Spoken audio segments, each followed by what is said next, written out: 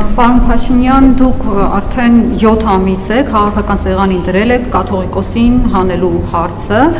արդեն 7 ամիս է այդ հարցը պահում եք օրակարգում, տպավորություն է, որ եթե կաթողիկոսին հանեցիք ու դրեցիք ձեզ ենթարկվող, ձեզ հավատարիմ ինչ-որ մեկին, ասենք Արայիկ Հարությունյանին, Արսեն Թորոսյանին, այս երկրի բոլոր հարցերը լուծվելու են ընդհանրապես։ Ես նայում եմ վարչապետի լիազորությունները, վարչապետի լիազորությունների մեջ մտնում է գործադիր իշխանության հարցերը, ներքին, արտաքին քաղաքականություն, գործադիր իշխանություն։ Ձեր լիազորությունների մեջ ոչ միտեղ չեմ գտնում, որ մտածե եկեղեցական հարցերով զբաղվելը, կաթողիկոսի զավակ ունենալու հարցով զբաղվելը։ Լավ, ենթադրենք կաթողիկոսը իսկապես զավակ ունի, ընդունենք այդ փաստը, պարոն Փաշինյան։ Այդ զավակ ունենալը ձեր ընտրողներին ինչ վնաս է տալիս։ Ասենք ինչով է այդ փաստը վնասում, եթե մի քիչ ցինիկ գտնվենք, ասենք ընդհակառակը կաթողիկոսը նպաստել է ձեր խոստումների իրականացմանը։ Դուք եք չի ասել, որ Հայաստանի բնակչությունը 5 միլիոն է դառնալու։ Հո այդ 5 միլիոնը թուրքերով չէ դառնալու, հայերով է դառնում, նպաստել է բնակչության աճին, զարգացմանը եւ այլն։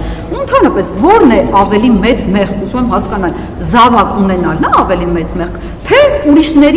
ուրիշների զավակներին կյանքից զրկելը, թե ուրիշների մի ամբողջ սերունդ զավակ ունենալու հնարավորությունից, կարողությունից զրկելը։ Այդ կաթողիկոսի զավակ ունենալն է մեզ ավելի մեծ վնաս տալիս, թե մտնել լայվ ու ասել կասկամասկա հավաքեք, եկեք սահման, իմանալով որ հոպը իսկապես չի աշխատելու եւ ընդհանրապես մսաղաց է տանելու